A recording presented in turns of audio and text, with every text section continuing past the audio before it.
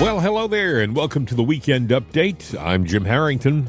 And I am Bill Knight, always on the weekends because the news kind of takes a cycle off. You see all the negativity that's out there. And, I thought about it. I said, they're out there. These judges all chime in and do this and this and this and this and this.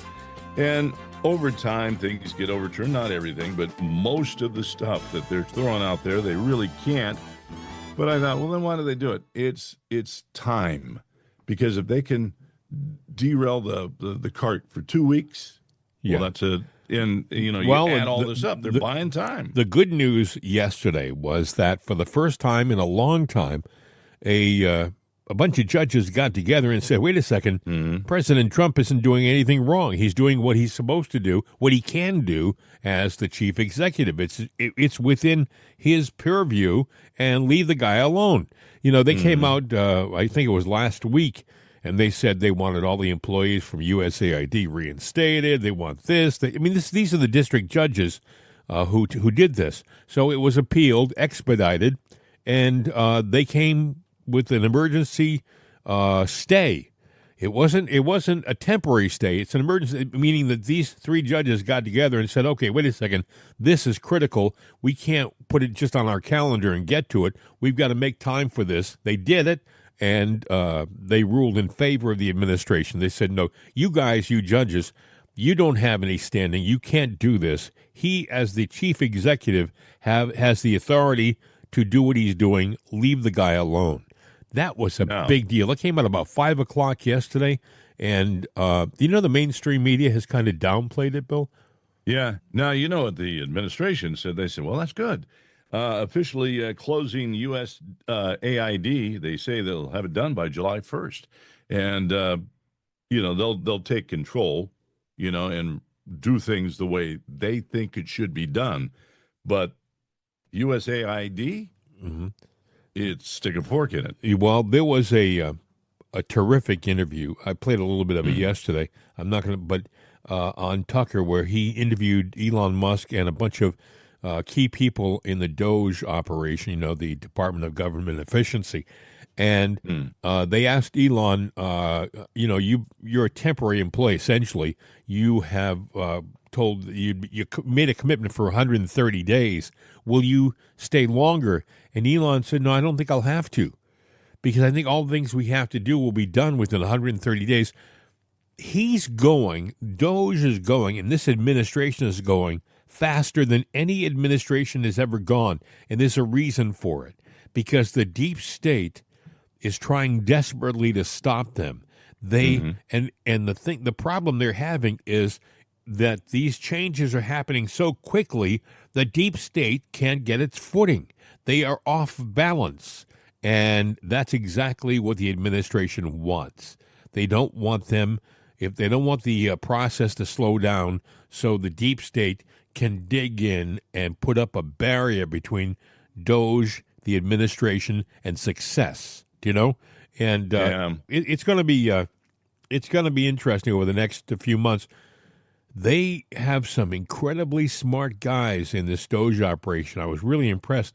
These aren't just a bunch of kids who've come out of college. Some of these guys on that panel by themselves were billionaires. I mean, there's Elon Musk, who's the point man, right? But, I mean, the guys behind him, Bill, were all successful guys. Yeah. Brilliant guys.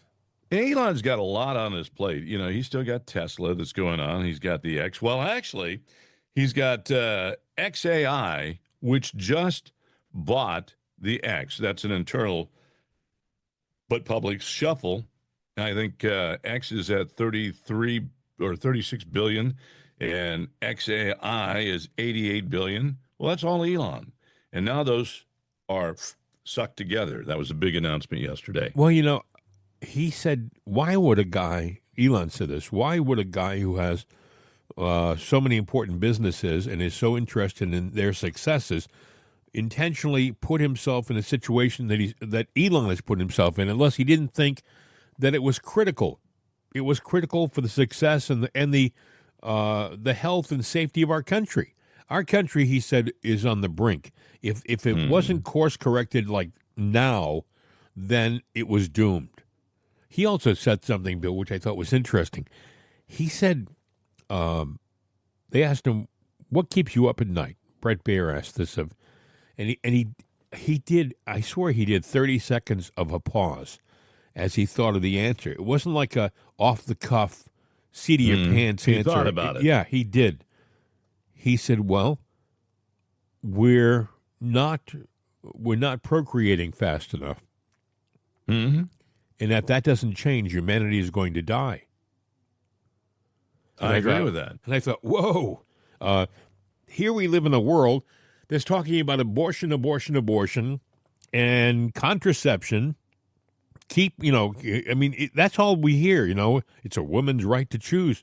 Oh, Well, I don't if want you're gay kids. or transgender, you don't need contraception. That's true.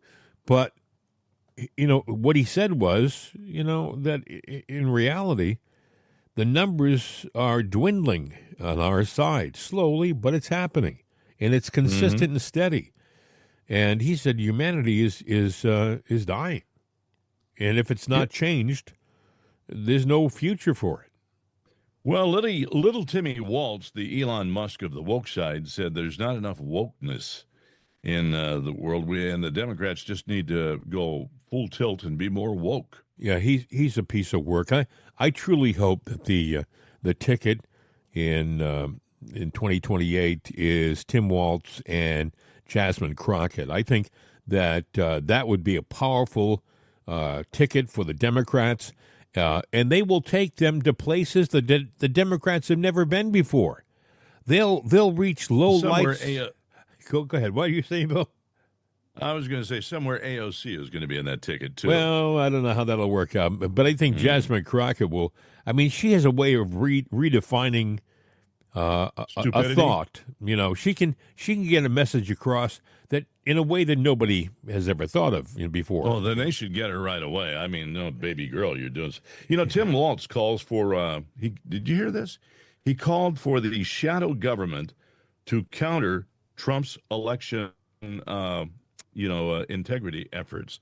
Now think about that. Let that boy howdy. That says it all. He called upon the shadow government to basically stop Trump's election integrity. He said every time there's a press conference with Trump, counter it with a press conference from the Democrats.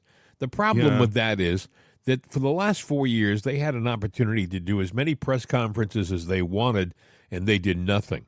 I mean, Joe Biden, he used to do the sprint to the Marine One helicopter to get away from cameras.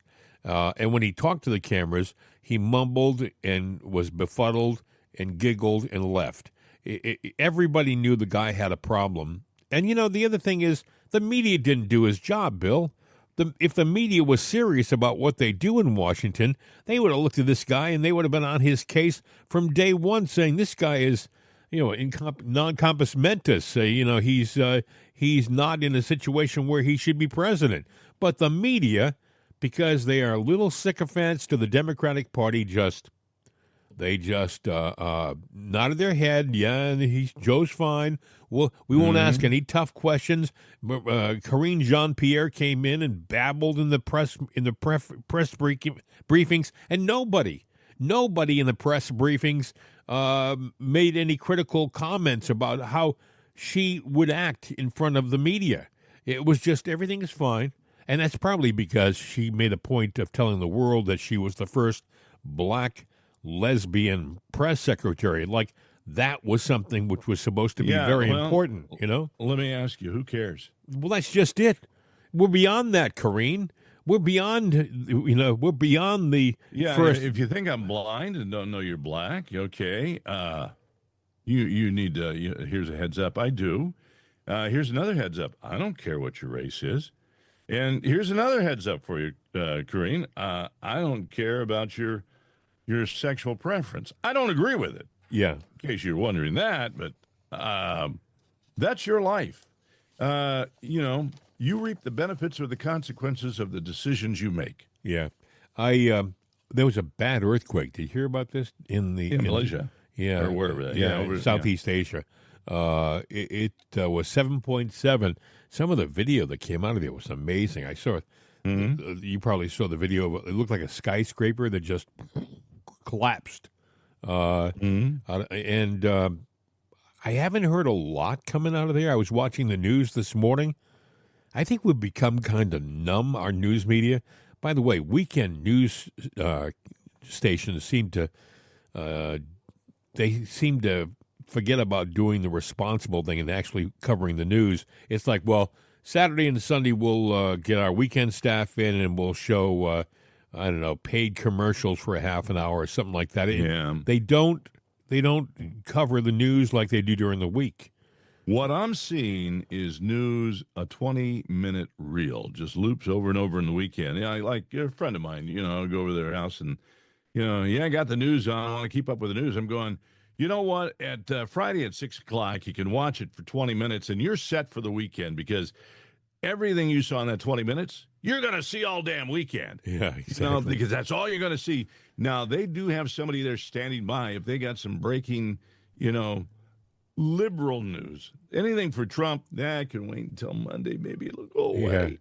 Hey, so there's been a bad earthquake and in Southeast Asia, and I've heard that there were rumblings in other parts of the world, and conspiracy theorists think that it's not unintentional and it's not just done by nature. I don't know. I'm just telling you what I follow the news. When you get older, you look at all the different sites, and some of the people are saying, well, I don't know whether this is for real or whether this is man-made.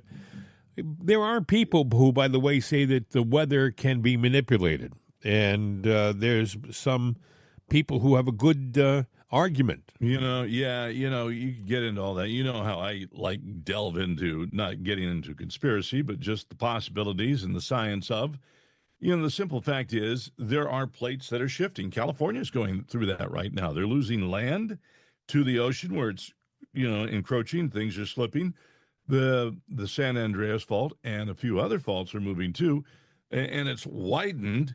And there's like a little catch or a glitch that will cause, if it gives, and it's about ready to, you'll see a monumental shift. They know it. They know it's going to happen. It happens in time. It's happened throughout history. There's all kinds of forces that can happen. And we may be hitting a time that they do happen. The only thing that we could do besides, the way that we can salt the weather, it would take some type of explosive activity for us to manipulate earthquakes and things like that. The only other thing that could do it is that, what is it called? The CERN collider? Now, that could bring things into question, experiments they do there. Everything I read about the collider seems to indicate that scientists don't really know what it can do. You know what I'm saying? Like, there's a certain amount of uncertainty as to what's going to happen when those the atoms collide. That's essentially what they're doing, aren't they? Right. Yeah, they're trying to create a black hole. They're trying to they're trying to recreate, the Big Bang. Well, Bill, do you know that when they were creating the atomic bomb, there was a serious element in our scientific community that questioned whether the splitting of the atoms would stop, meaning they blew the bomb up, and the power in the atomic bomb is the splitting of the atoms. And they were questioning whether there was a point where it would stop the explosion, or was it the beginning of the end for humanity? Were they starting something that they couldn't control by setting off a nuclear bomb? Well, and that was real. Yeah, and here's what could lend to that. Maybe one bomb or one explosion at a time is not enough.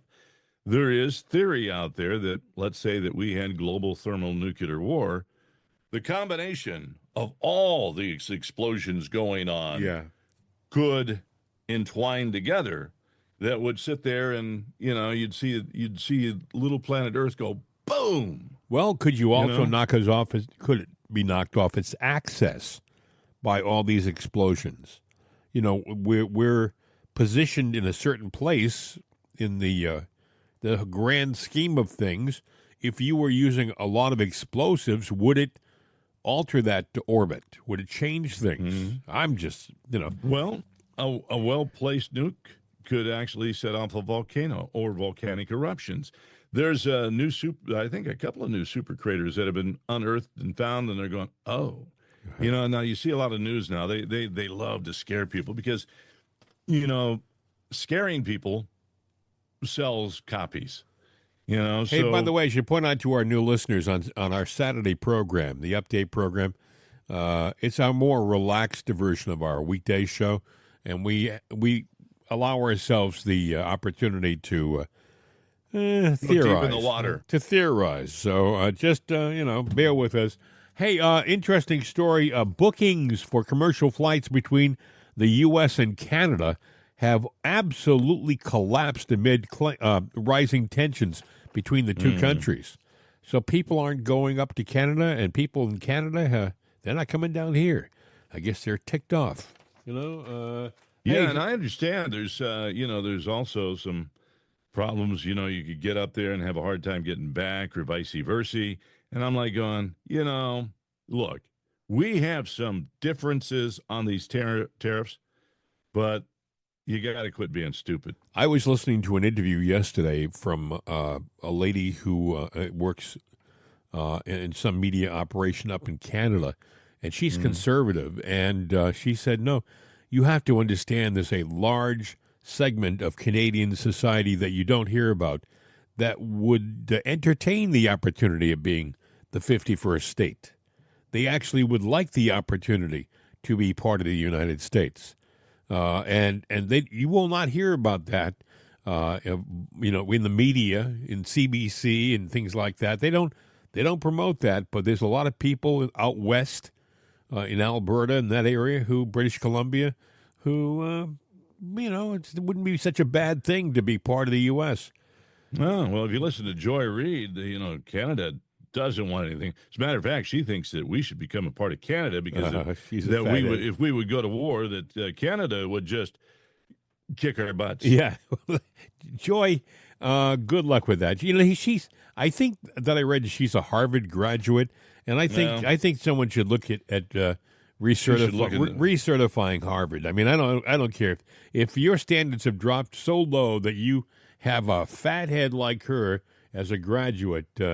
You might want to have somebody come in and look at how you're doing things. Well, they do have a fat head like her, and yeah. Hey, interesting podcast just put up by Tucker Carlson, who, by the way, our condolences. I don't know the man, but he just lost his dad, and they were close, and the man was a good man. He was an interesting man. I read the obituary on his dad. I think his name was Richard Carlson, and I could be wrong on that, but he really taught his son how to be a man. And the guy that Tucker Carlson is today is a real reflection on his father. And our condolences.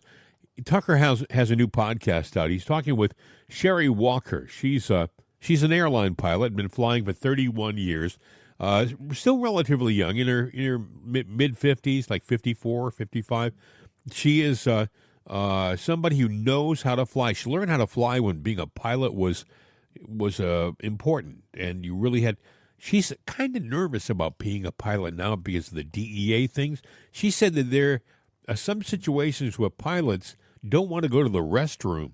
No, they don't want to leave these clowns in charge of the plane for just a minute. Yeah, because they don't know how these DEI hires are going to be able to fly the plane.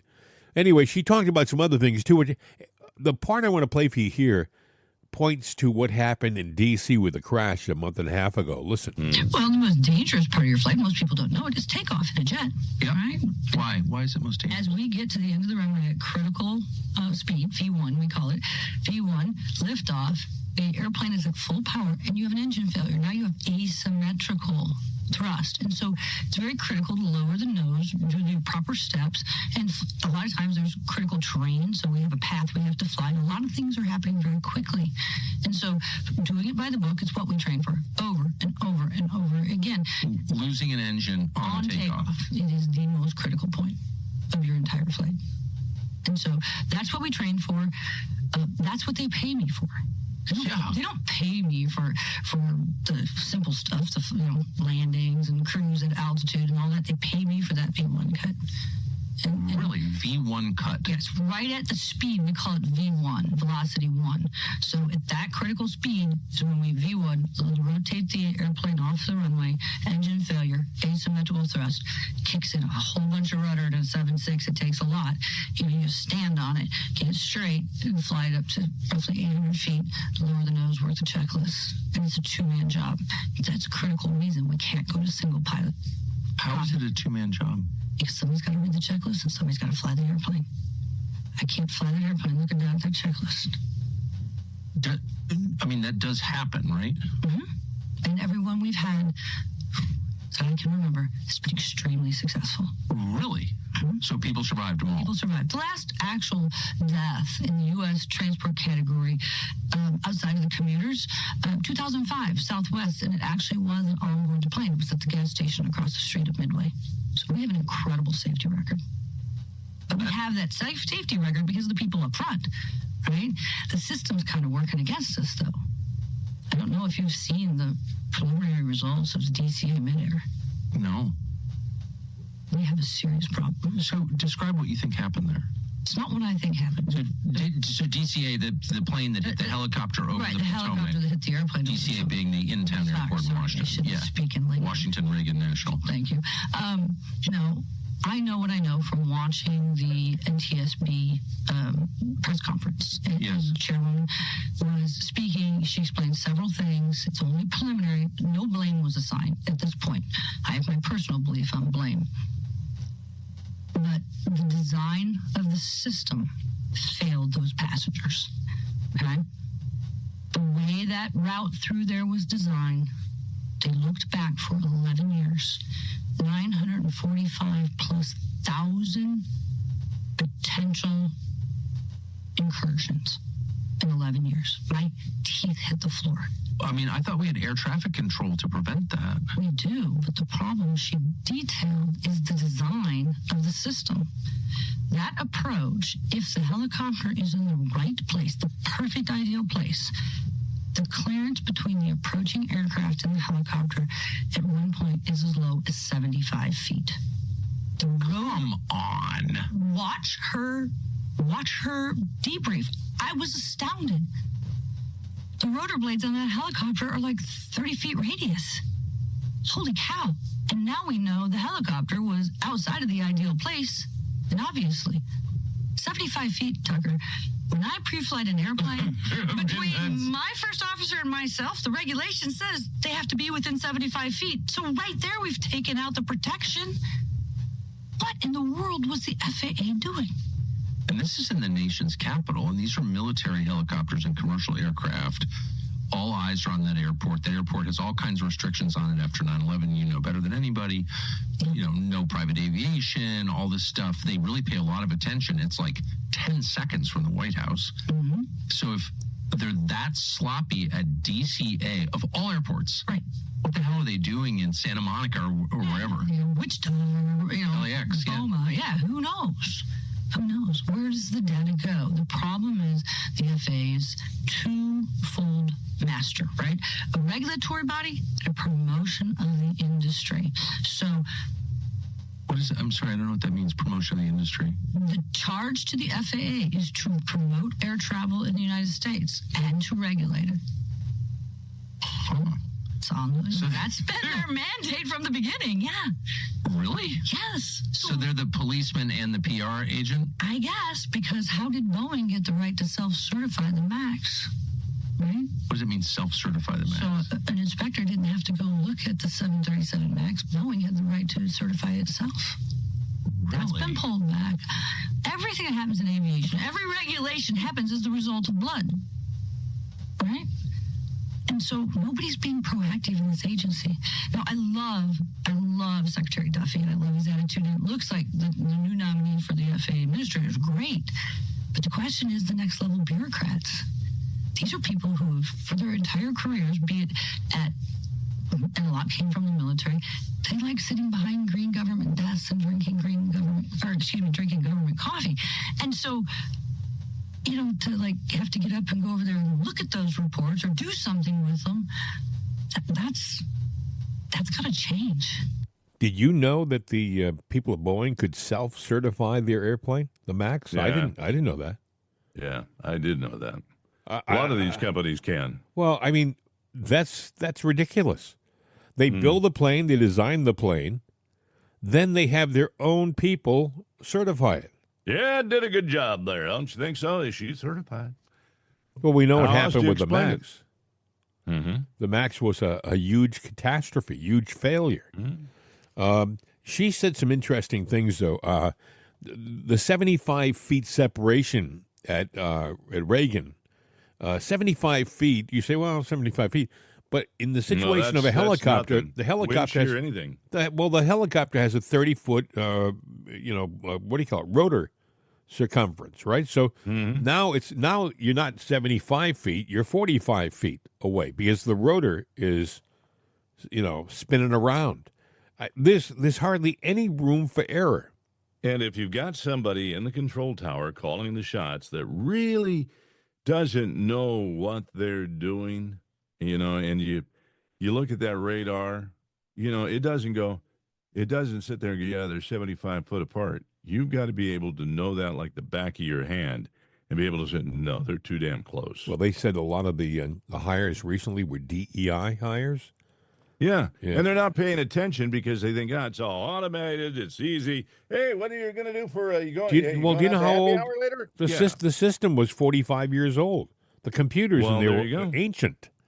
Okay, to give you an idea what kind of computer that is, let's say go back to 1980, and you got the latest technology. It's an X1. You got a Commodore 8088 microprocessor or something like that. It's got 64 mega RAM. What are you talking about? This is ridiculous. Drive. These people, I don't know. You would think that the FAA a long time ago would have said, all right, guys, we got to update the system every 5 years.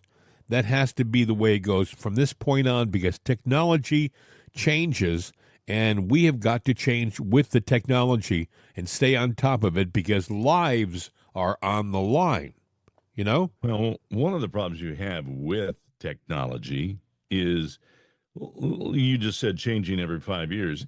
Technology, let's say to equip an air traffic control tower, very expensive. And, these things aren't made modular where a component can be unplugged and an update can go in. They're made to where got to take that whole system out and put the whole new system in, just like your own personal computer. You probably have, an Intel 7. Well, they're a lot higher now. And the motherboard you got is 10 years old or 7 years old. Doesn't take the new stuff to do the super fast computing. So, because it's all about money. And the good news, though, is that as things get better, it seems that they get smaller, more portable. So what used to take up a lot of room and a long installation, now as the systems have gotten miniaturized and more sophisticated, it's not as complex and complicated to replace them. Remember what those computers you were just talking about, the computers from let's say 1990, all right? A computer from 1990, they were a big heavy box that sat under your desk or on your desk or something like that. Now you can put them in your telephone. Now the computer operations in your phone are better than most of the desktop computers were. It could fly a rocket to Mars. Yeah. Exactly. And land it. Yep. Exactly right. So I'm just saying that maybe if they had a plan together where they updated the systems on a regular basis, it wouldn't be that hard. It wouldn't be like it would have been like back in the old days where you had to rip out wiring and, redo. It would be a matter of swap, essentially, putting in the new systems. We put a man on the moon with ancient technology. And, I think we had, I forget what it was, 64K or something like that. But the computer was so big, they had to throw out a lot of stuff and to lighten the load because that computer was big and heavy. Yeah. Now, 64K, that's a sneeze. You Well, know? getting back to that Tucker Carlson podcast with Sherry Walker, the pilot, it's kind of scary when you think about it. You get into an airplane, you still trust that the people behind those closed doors up front are going to be well trained and know what they're doing. When you hear a pilot say, I think twice about walking back to the bathroom, even on a long flight, because I'm afraid of leaving the co-pilot at the controls. Well, I would think twice about taking off because I used to fly and I sit there, and she's right. The most critical time in flight is always takeoff. As a Right. matter of fact, as you're taking off, you've got to, wherever you are, you've got to go, where am I going to ditch this plane? How am I going to ditch it if there's a problem? Because if you can't go up, turn around, and come back, you got to Right. take it down. And she talked about losing an engine. Let's say you have a twin-engine jet airplane you're flying. Well, when you lose an engine, you have to think quickly, which engine did I lose? Was it my left engine or my right engine? And respond with the you can see rudder. that. Respond with the rudder accordingly. And she said, it takes a lot of effort. You got to stand on the rudder when you lose an engine. Yeah, that's true. Yeah. And she said it takes two people on a jet. You need somebody. She said, for those of you who don't understand, when she said you need a co-pilot to call out the instructions, there's a bunch of steps that they have to go through in a procedure like that to make sure they don't miss anything, you know? And it's a series of cards. They read them off. They go, they're easy cards, but they're there. But what you don't want to have is somebody that's not paying attention sitting Right. to your right, or it goes, let's say that scenario happens that, we got right-wing engine failure. Okay, we've got to go to, well, I don't think we ought to do, don't argue with me. Let's just right. do this. Yes. I'm the captain. But see, that's what she's saying is that you've got to have right brain working over there. And if right brain is off in la-la land, Yeah. They unfortunately, during the Biden administration, they made a concerted effort to replace really talented pilots and people who work on an airplane with DEI hires. So was it the assumption that what could possibly go wrong? I don't know how they even the most liberal fathead who thought that was a good idea could think that was a good idea. I mean, when you're talking about an airplane, there's no room for error. Right. You haven't got a lot of fudge factor when you're flying a jet airplane at 400 miles an hour. You have to you have to think ahead. And DEI hires, they may fill a quota. They may be able to you can check them off on a list. Oh, that guy's a DEI hire. We'll make him the co-pilot. Mm-hmm. But when you can't get up on a 10-hour flight and go to the restroom because you don't trust the guy next to you, that's a problem. Yeah. And that happens, folks. Unfortunately, we are living with it right now. Right now, we have got co-pilots who aren't qualified to be co-pilots on jet airplanes. And that's scary. You just heard it from Sherry Walker. Anyway, other things going on in the news. I see where the auto workers who endorsed Kamala. Oh yeah. They came out and actually applauded President Trump yesterday. Listen. We are ecstatic to see an administration finally address the unfair trade laws in this country. These laws have destroyed the American working class. They've destroyed communities in this country and virtually every state for decades. That was Sean Fenn, I believe his name is Sean Fain, who was the president of the United Auto Workers, and he endorsed Kamala. What was funny during the election, he kind of came out and sort of sounded like he was going to go with Trump, but then when push came to shove, because they historically have gone Democrat, he went Democrat. And that, but he came out yesterday. Maybe it's better late than never.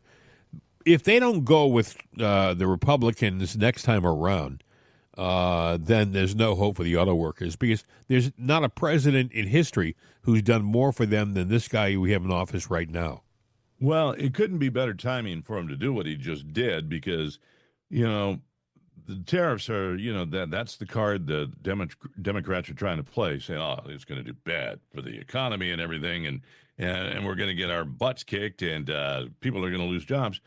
I'm not saying that there's not going to be a little bit of pain when you rip off the Band-Aid, but I'm sorry, it's something that's got to be done because right now, we have just been bending over and taking whatever we got, for years, and people have been taking advantage of us. And it's time to make, the playing field even. Yeah, well, I think we're headed in the right direction right now. We are.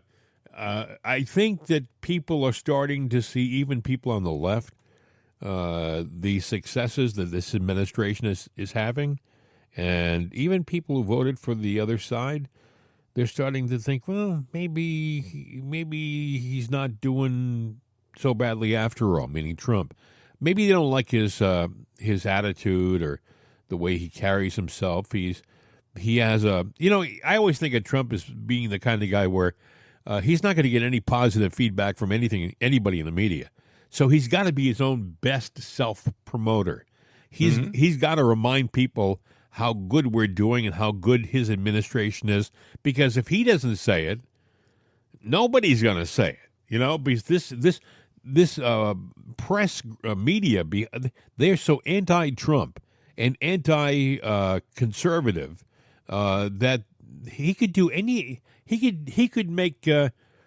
could have people walk on water, and it would mean nothing to the media. The media would think of something bad.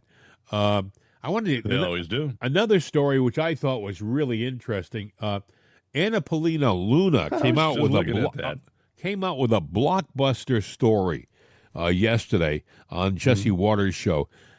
She says that NBC News has video of Lee Harvey Oswald standing next to the limousine just before the shooting happens, which would indicate that he wasn't the shooter. He wasn't up in the building. Listen, I'm not kidding. I would like to actually tell the American people, it was made aware to me this evening that NBC actually has a video that's never been seen before. We're actually going to be sending a letter requesting that from NBC because it allegedly shows Oswald near the vehicle when the assassination took place, which means that he couldn't have been the shooter. So again, we're tracking down all this information. But look, there's even a CIA document that came out that Mr. Morley pointed out that actually said that the CIA never bought the lone gunman theory. And so I think the American people had an inclination as to what we were saying, but we never had the hard evidence until now. And so it's important to note that in a free and fair society, how could you operate or have an agency operating in the shadows? And so kudos to President Trump, also Director Radcliffe and Tulsi Gabbard for pushing for this transparency. It is going to be generational changing that they've done this. And we hope to bring forward legislation to ensure that this never happens again for future generations to come. You're saying NBC has been keeping this tape of Oswald under wraps? Correct. In fact, Director Stone actually told us that he was showed this tape, that it was a secondary copy, and that he said that this could blow open the entire JFK investigation. What I will also tell you, though, Jesse, is he said that NBC has been very, very much so guarding this tape. And so I believe that that tape belongs to the American people. We are going to be sending a letter asking for that tape. And I would encourage everyone to ask NBC to release that tape to the public. It's important, not just for our investigations, but so the American people know the truth as to what happened with John F. Kennedy. Okay, there's two stories here as far as I see it. The story of the assassination, and then there's the story of the cover-up for 60-plus years. You know, to me, it has been obvious for some time that it wasn't just Lee Harvey Oswald. It wasn't a lone shooter, in my opinion. But I always thought there was somebody behind the grassy knoll. It wasn't until recently that I saw a video which is very compelling. I showed it to you, Bill, the video of the driver in the limousine. And you have to look fast, friends, so that they slowed down the tape. And thanks to technology today, you can see it better. But the driver raises his left hand, shoots over his right shoulder at the president. And he does it so quickly, it's hard to see it. It's like bang, puts his hand down. But my question is, going back to the NBC video, how long have they had that? 60-plus years. As soon as they shot it, back in 63? So they've had it. Yeah. They knew they had it. Does that make them Oh, absolutely. propaganda piece for the government, and they have been all these years. We have been Sure. lied to by a network. That's We the talk second about, story I was telling you about. The conspiracy. It Yeah. was Yeah. there's the conspiracy to keep it a secret. Why? What the hell's going on here? Yeah. Well, my comparison is we talk about TASS, and that the Soviets government news Yeah. that spews out what they want spewed out. Yeah. Friends, we're no different. We're no better. As a matter of fact, we might be worse because we have more than one TASS. We got NBC, CBS, ABC, and apparently they're all in cahoots because Yeah. crap just like this. Yep. But just think about it, Bill. If what we saw a couple of days ago, that video of the driver having a hand in it, if this is true now that Harvey Oswald was on the street when the shooting took place, I mean, the whole thing is full of hot air. The whole story is a lie. Well, I mean, by the way, folks, I wish we do an audio podcast, but this is one time where I wish we were doing video so we could show you the video that we're talking about. But it's out there. It's out there, the video of the driver. And by the way, the thing that the person who was describing that video said was, it wasn't your standard ordinary bullet that he fired. He fired a round that it was also poison tipped, so that if the bullet didn't do the job, the poison that was on the bullet would take out the president. He was going to die that day, unfortunately, and they were making certain of it, whether it be by the bullet or by the poison from the bullet. And that, they said, explains why his brain is missing. You're saying what? Whose brain is missing? President Kennedy's brain from the autopsy is missing. Has been missing for years. Some people say, well, Robert Kennedy had somebody squirrel it out so they could bury it. Why would he want that? No. Don't believe the obvious answers anymore. We've been lied to about this whole thing since it happened in November of '63. Have you noticed anytime a negative story comes out and we go, aha, there is right away an explanation for it, as if the media is in the know. Okay, this is going to leak. Here's what you've got to put out there. Again, going back to NBC knowing about it, and they're just propaganda pieces. We do not have free press. We don't. Bill, 15 years ago, or maybe it was 10 years ago, there was a documentary on a special report on CBS narrated by, I think it was Dan Rather, and they were going to show you why what we learned about the assassination of President Kennedy was true. They were actually there to say, well, it's not the hogwash you think it is. And at one point, when President Kennedy gets hit in the second shot, it takes the upper right part of his head. I don't mean to be graphic, but it removes it. Boom! You see it on camera from the Zapruder film, and that was the kill shot. And CBS, and his head went, and he went backwards towards the back of the seat.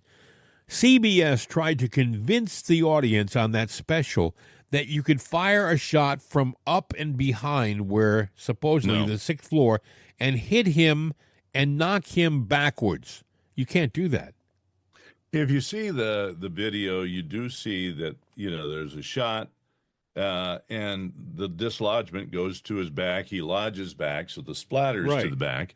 And if, what we saw in the video of the driver taking his left hand, shooting over his right shoulder, all right, to get on his left side, he would have to go almost behind his neck to shoot and probably miss and hit someone in the crowd.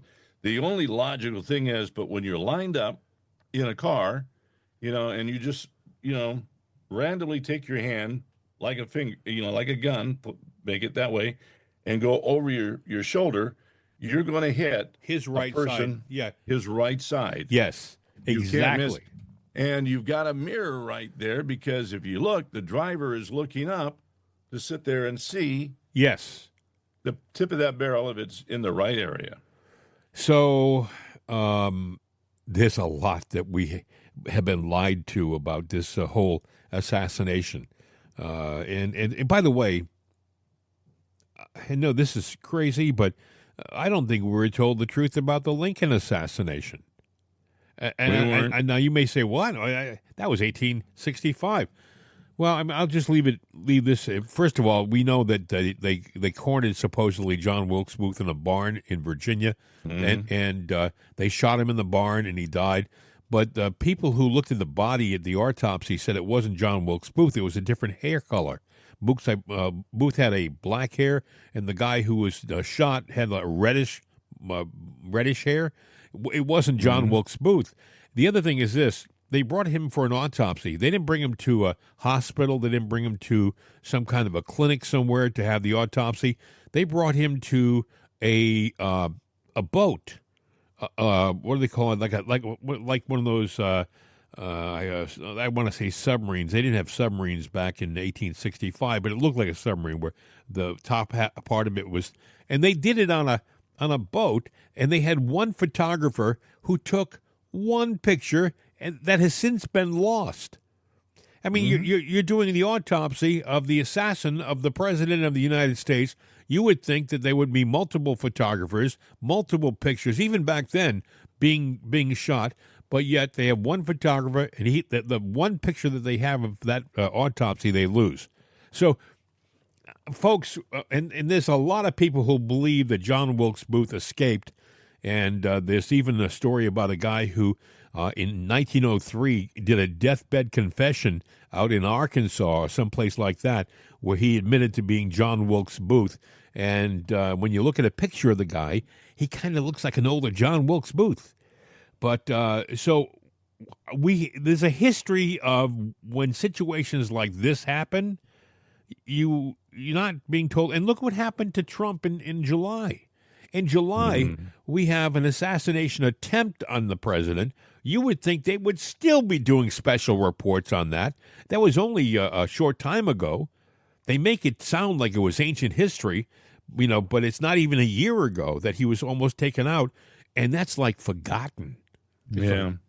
There was a story last week, and I only think of it because as all this is swirling around, and a thought that I had about England and all of this stuff and some of the things going on, that there might be something a little more nefarious. But, there was King Charles supposedly was going to come to the United States and give us honorary Commonwealth status. And I'm like going, are they trying to say that they're claiming us in... Well, there's a certain number of people who are a little concerned about that in the U.S. who are saying we don't want to have anything to do with that because we fought a war to get away from you guys, But did we, like Joy Reid kind of said,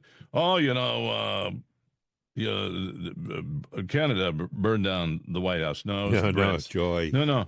But I'm sitting there going, wait a minute. Now, the Brits have been involved in a lot of stuff ever since, and they're still bitter about us. Even the Queen, before she died, it's time for the big experiment to end in the last Trump administration. Yeah. All right. And come home. And so have they been meddling in our affairs over the years? There's some people who believe that MI6 was involved with a bunch of different things in this country. I'm trying to think of one that's most recent. Was it the crash? But was MI6 involved with the assassination attempt? Folks, we still haven't gotten the answers to why the 20-year-old kid from Bethel Park, Pennsylvania, had 3 bank accounts offshore. Right. And where did he get all of the equipment that he had for the attack?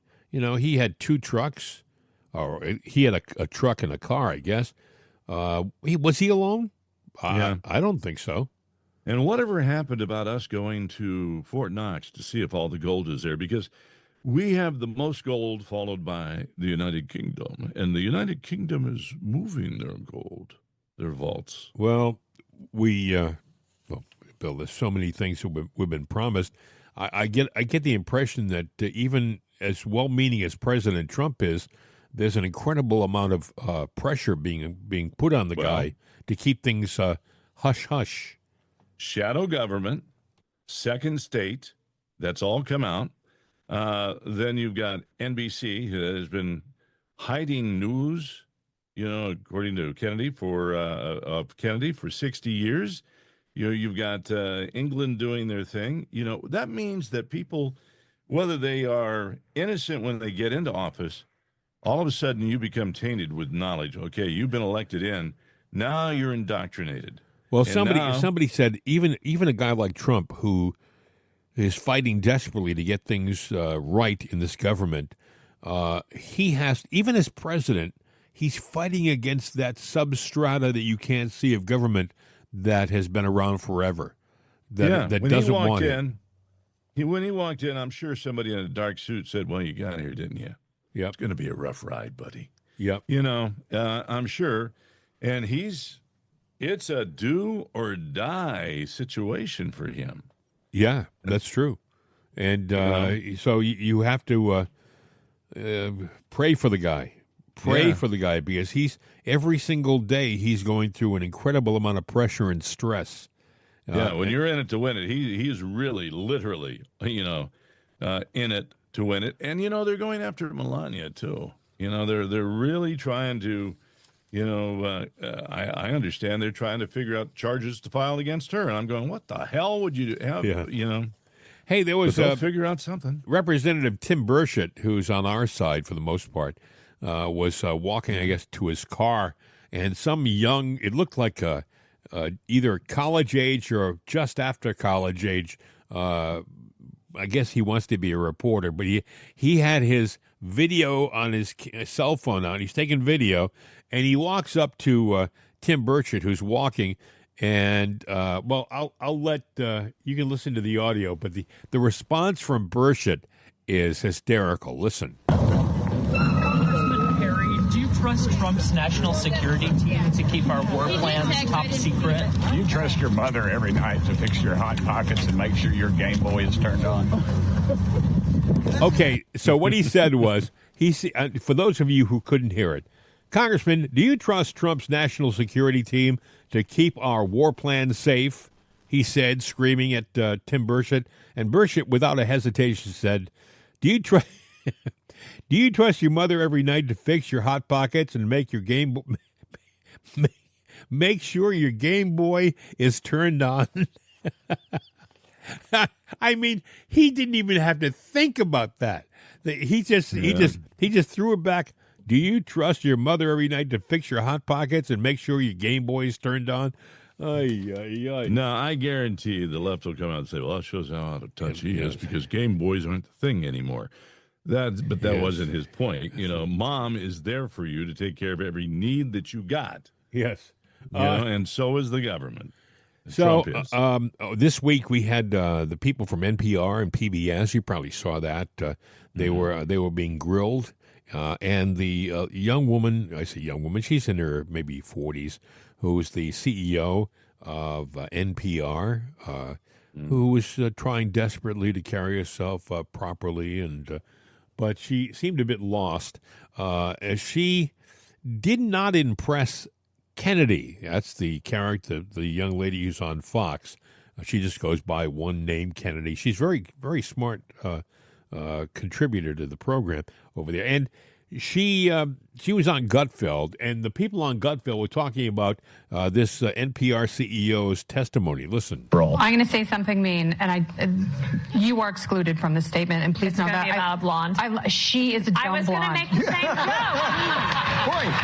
But she's such a basic bitch. Yeah. Like, she's like, it's August 15th. I can't wait for pumpkin spice season. And it's like, she obviously hates black people. Yeah. Because she has no reading comprehension for these black authors.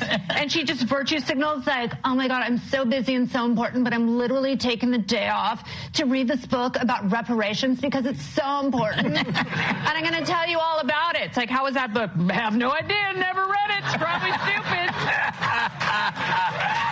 What a racist, self-loathing honky. Yeah, she really is. She's like a walking tote bag. I don't know what that means, but NPR gives out tote bags. Yeah, empty. Yeah, empty. She's like an empty tote bag. Yeah. Yes. What say you? Do you think she's made a strong case? I think it's a sad day for the NPR book club. Yeah. She didn't do any of the assignments. She blew it off. No one hates Caucasians like overeducated white women. Just the way they go on, even the Nation of Islam would be like, let's back it up a little bit. Boy, I got to tell you, there's something to be said about the elitist. Mostly, I hate to say it, but many of them are Ivy League school graduates. They went to Pembroke, or they went to Harvard, or they went to Yale, or Princeton. And this, I think her name is Maher, who's the CEO of NPR. She tried to be dignified. She tried to carry herself well, but every answer she gave was empty. It was vacuous. And you were left wondering, how in the hell did she get to be the CEO of NPR? What she bring to the table? Well, that's what she brings. Yep. Hear about Mississippi? They have finally gotten together. They've abolished their state income tax. I think that's great. I think all states should abolish their income tax. Yeah, you can make it in your sales tax of goods. Okay, you pay 6%. Okay, you pay 8%. But the money you save on one side sure outweighs, because... No, here's Mississippi, a nice red state. You would expect something like that from Mississippi. Conversely, up in New York, did you hear about Pat Fahey? She's a Democratic state senator. Oh, She's I know what you're going at. Introducing a legislation that would effectively ban Tesla dealerships in the state. Now, let me tell you why this is absolutely ridiculous, okay? Well, I know one reason, but go ahead. Why this is stupid. Well, let me hear your reason. Well, isn't it a restriction of free trade? Because logically, you're right. Logically, that's like the legal stance. But let me tell you about the other thing that's wrong. If you're familiar with New York State, if you look at New York, it's kind of like, if you look at it from Buffalo, let's say Buffalo is the bottom of the letter, it looks like a T, right? I mean, you go east to the border, and then you can go up toward Lake Placid, or you go down toward New York City, kind of like a T. But in most areas in New York, you're not too far from a border. You're not too far from a border of another state or country. I mean, it's not like... So if you were to ban Tesla dealerships in your state, and all that revenue was pushed somewhere, it would probably be pushed to a border town in Pennsylvania, or maybe Ohio, or maybe in Connecticut, or Massachusetts, or Vermont, or maybe even into Canada. I don't know about Canada, but you know what I'm saying. So people would lose revenue in New York because it's banned. You can't sell them in New York. So people would go down to the neighboring states and buy them, and then bring them back into New York and drive them. And who would suffer? The dealerships in New York that wanted to sell Teslas and make some money. I mean, sadly, though, you're talking about Connecticut, you're talking about Pennsylvania, you talk about all these commonwealths, in Massachusetts. They would probably say, well, that's a good idea. Let's get Elon. We'll just ban them here too. And you know what? Well, there's other states that they can be built in, and you can order them, and they'll ship them to you. That's true. I mean, it's very true. What is the name of that company that ships the car to your house? There is it Car Vantage or something like that. There's a company that you can buy used cars online. CarMax or something like that. No, that's not it. And I know what you're talking about. But they deliver it to your house. Are you telling me that a guy who's as entrepreneurial as Elon Musk can't say, wait a second, buy whatever Tesla you want online, you'll see it right there, and if you like it, we'll even give you a week to drive it, We'll drop it off at your house. We'll drive the truck. You'll get it right there. If you don't like it off the truck, we'll take it and drive away. Yep. Have a nice day. So I would think that that idea, Pat Fahey, the state senator in New York, that idea is, with all due respect, dumb. Anyway. Hey, Bill, I think that's about it for our update show today. I haven't got anything more to add. Anything you want to add before we wrap this thing up? I was just going to say it'll be interesting. Apparently, there's a movement out there for reparations for the January 6ers that were, locked up. There's a movement now that they should be paid reparations. Well, that's not a bad idea, is it? They got really shafted. Really shafted. Royally shafted. Now, that'll get the ear of a lot of lefties. Insurrection. Yes. Well, you know what, friends?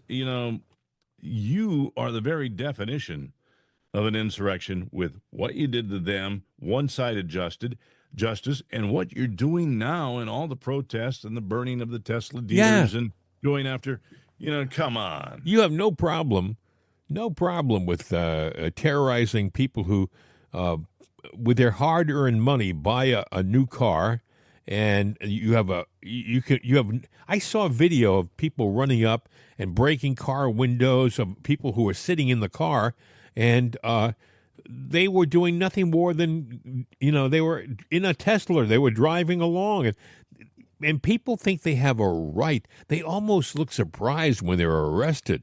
When they're arrested, it's like, oh, what are you arresting me for? Well, you smashed that Tesla. Well, yeah, but it's like they can't believe that they have to pay a penalty for doing something so criminal. Yeah. Turnabout's fair play. Maybe, you know what? You're not going to be fined. You're not going to go to jail or have any charges against you, but you will have to sit there. We will handcuff you for the experience when somebody comes in and defaces your property, and you're going to have to live with it because that's what they're doing. Well, it's just crazy. This has got to stop, folks. This is the United States. We don't handle things this way. We do not handle things this way. It's not right for the right to do it. It's not right for the left to do it. There are boundaries. How do you handle a spoiled brat? And by the way, any politician who encourages this should be forced to relinquish his position immediately. Actually, there should be mechanisms to where they don't have a chance to relinquish. It should be said, I'm sorry, you violated this and this rule. You're fired. You're done. See ya. Bye-bye. Don't let the door hit you where remember that pension that you were in, that long pension that you were in? It's gone. Yeah. But, the problem is the people who have to make rules like that are politicians. They're not going to do something to hurt themselves. These are the people who have insurance policies that are better than your retirement insurance policies. These are people who have things like they should lose that too. Well, they have a cafeteria in the Capitol that is like a 4-star, 5-star restaurant. That they eat lunch. They don't run the Mickey D's. They have a different environment because they are our upper statesmen. People like Jasmine Crockett. Sheesh. Anyway, I'm done, Bill. Anything you want to add before we wrap? Oh, we should mention, by the way, that we have a gift shop. I almost forgot. Oh, slap me. We have a gift shop. It's rightsideshop.com. We have a bunch of stuff in there that you'll like. And also we sell a coffee called Jim and Bill's Right Side Coffee. It's delicious. It's a medium blend roast and a medium decaf blend roast for people who can't have the caffeine. And it is a treat to start your day. If you wake up in the morning and you're tired and groggy, you don't want to get out of bed, it's tough sometimes. That first cup of coffee can make it or break it for you. Well, if you have Jim and Bill's Right Side Coffee, you're starting yourself off on the right foot. You'll love it. You got to go to Jim and Bill's rightsideshop.com and see for yourself. And we don't get all the profits, by the way. People say, "Oh, you guys must be rich now. You have all these items." No, we get a little percentage of everything. It's kind of a deal we have, a partnership we have with the guys who actually put the stuff together. And by the way, you wouldn't want Jim and Bill going through the coffee fields, picking the beans, because we couldn't pick. You wouldn't want it. We'll just leave it at that. But we have some experts doing it, and they're doing a good job because they make a great cup of coffee, and you'll like it. Try it for yourself. We also have Juan, Jose, and the Border Crossers, who are here to sing the song. Wake up on the right side with Right Side Coffee. Wake up on the right side. Right Side Coffee. Now I'm really done. I have nothing more to add, my friend. How about you? I was just going to say, when we went out in the fields to see the coffee beans, you were confused. You thought the green beans were the beans they used to make the decaf with. I'm just saying, you really don't want us to touch them. I don't know. I also like those big. I like the big, the ripe red ones. I said, can you put that in the coffee? Those are tomatoes. Oh, no. Yeah. No, really. Wrong field. A little confusing for Jim there. It was, yes. The way it goes. Hey, look, as always, it's time to wrap it up. I only got one thing to say. Hasta la vista, baby. We're out of here.